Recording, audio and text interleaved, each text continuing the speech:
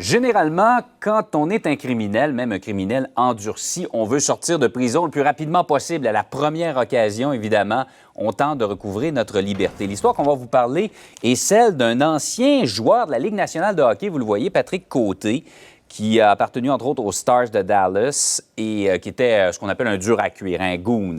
Par la suite, il a trempé un peu dans la criminalité, toxicomanie. Bref, entrée et sortie de prison. Et là, on se rend compte qu'il est allé jusqu'à faire des menaces aux policiers, briser des vitres de voitures. Il veut qu'on l'enferme. Il ne veut plus sortir de prison. Et la Commission des libérations conditionnelles a dit, vous ne voulez plus sortir? Vous êtes un risque inacceptable pour la société. On vous remet en dedans. On essaie de comprendre un peu la psychologie derrière tout ça avec quelqu'un qui a déjà été détenu pour un grave crime, mais qui maintenant a une toute autre vie, Daniel Benson. Bonjour, M. Benson. Bonjour. Comment vous... D'abord, des histoires comme ça, est-ce que vous avez déjà entendu ça? Des gens qui ne veulent pas sortir de prison, qui sont bien en prison? Moi, j'ai été incarcéré pendant une longue période de temps et j'ai travaillé également très longtemps au service correctionnel.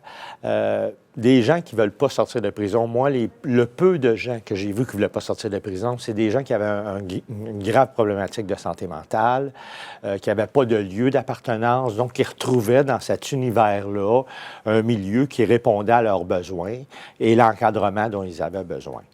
Dans le cas de monsieur, écoutez, j'aimerais juste faire une parenthèse, parce qu'on critique souvent la Commission des libérations conditionnelles. Là, ils ont décidé, vous ne voulez pas sortir, on va vous garder en prison. Bien, pour une fois, il faudrait dire bravo à la Commission, là, parce que souvent, c'est le tollé contraire.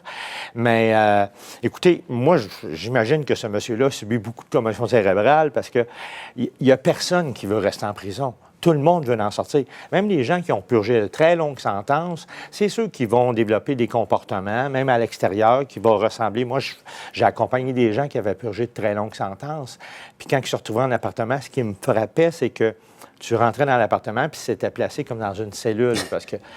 Parce que c'est le milieu qui connaissait le plus. Il avait connu ça depuis 30 ans. Donc, il reproduisait cet univers-là qui était sécurisant. Bien, dans le cas de monsieur, il n'y a pas d'avantage à rester en prison. Même qu'un toxicomane, c'est beaucoup plus facile de se procurer de la drogue sur la rue qu'en prison. C'est possible en dedans, on l'a vu. C'est possible, mais avec tous les moyens qui ont été mis en place depuis une dizaine d'années par les services correctionnels, autant québécois que fédéraux, c'est difficile l'entrée de drogue en prison. C'est difficile de s'en procurer. C'est beaucoup plus surveillé. Donc, puis ça doit être un détenu qui doit être une problématique majeur dans l'établissement où il est détenu. Là. Il ne veut pas participer au programme, il ne s'implique dans rien. Ça doit être un tannant, là, comme on en voit rarement. Il dit un tannant. Mais vous avez mentionné le terme sécurisant. Est-ce qu'il se peut que pour certaines personnes, la prison soit un milieu sécurisant en ce sens que la vie est organisée, ils n'ont pas nécessairement à se prendre en charge, ils ont un cadre très précis dans lequel évoluer? Bien, vous savez, les gens qui ont fait de la prison ou les gens qui sont habitués de vivre en établissement, là, que ce soit... on va retrouver ça chez les populations itinérantes. Là, vous savez, ils vont vivre dans des refuges où il y a quand même un cadre, où il y a des règlements. Et pour certaines personnes, au niveau psychologique, le cadre, c'est sécurisant. C'est comme pour un enfant, avoir des parents adéquats qui vont prendre soin de lui, qui vont le prendre en charge. Donc, au niveau psychologique, c'est quelqu'un qui a un problème, là, parce que tout le monde veut être libre, tout le monde veut faire ce qu'il veut, prendre sa douche à l'heure qu'il veut, manger à l'heure qu'il veut. Mais pour certaines personnes, au niveau psychologique, ces cadres-là sont sécurisants et apaisants.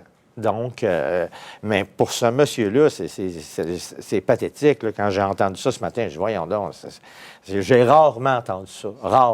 Donc, même les très tannants, ils veulent sortir de prison. Ils vont pour leur faire le mauvais coup. Puis ils vont y retourner. Mais lui, il les commet pour retourner en dedans, pas pour s'adonner à des C'est vraiment particulier. Peut-être que c'est un monsieur qui est en soif de publicité aussi, là, je ne sais pas. Là, mais ça peut cacher un problème de santé mentale pour vous. Moi, je pense que oui. Puis le fait, puis c'est difficile à dire parce qu'il est parti par aucun programme, il refuse les évaluations psychologiques. Donc, on ne peut pas déterminer juste avec quelques brides d'informations que le monsieur a un problème X, Y, Z. Mais s'il serait soumis à des évaluations, on trouverait sûrement quelque chose.